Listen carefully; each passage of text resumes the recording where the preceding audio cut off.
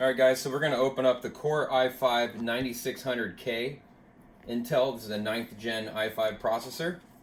And surprising, I mean, I know there's really nothing to a processor, but man, this box is like really light. So let's go ahead and bust this bad boy open. As you can see, the i5, these 9600Ks, they don't come with CPU coolers. You can tell by the size of the box. CPU cooler would be bigger than this. You can actually see the CPU on the back of it. I'm not very good with this, clearly. Too much coffee this morning. CPU's right there. It's just a tiny little guy. Likely inside here it's just going to be a holder just holding it right there. Yeah, I mean, look at that. This almost feels too cheap to be what you paid for. So here's a little book, installation instructions. And a little sticker that you can put on your case. So you can have a 9th gen Core i5 sticker. It's actually kind of a cool sticker. Shiny. And then here's the CPU of this box. Man, look how cheesy this is. Presentation. That's it. I'm not going to take it out of this yet because I don't want to cause any damage to it, but that's it. LGA, yeah, 1151, 3.7 gigahertz. Alright, we'll add this to the pile. We're going to end up mounting it like this once we get the CPU in and put the thermal paste down. And to be honest with you, actually we'll probably wait to mount this fan once we have the motherboard in the case, because I don't want to move it around with the fan hanging out like that. So the next thing we're going to do though is I want to put the CPU in.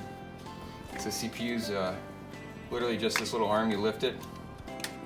We're going to pull out the plastic shield thing here, which you don't need anymore. This just protects the slot. Hope I could actually get it off. Now what you want to pay attention to are these little tiny pins. You don't want to hurt those pins. These pins. So CPUs back in the day, when I was younger, the CPU pins were actually on the CPU, not the other way around. But you definitely do not want to bend any of these guys in here.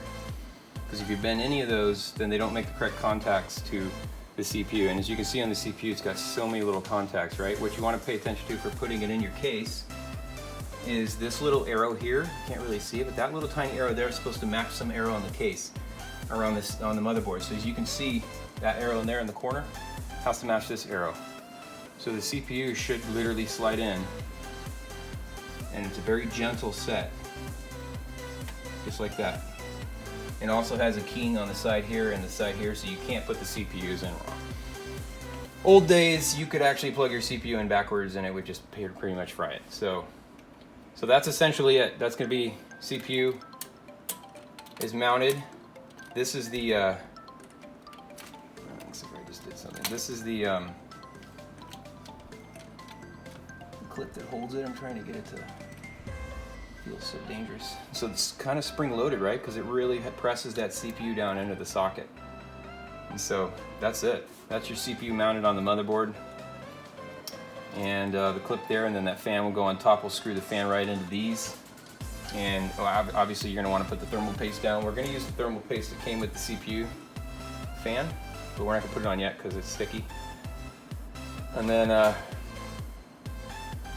let's put it in, get the case going, put it in the case.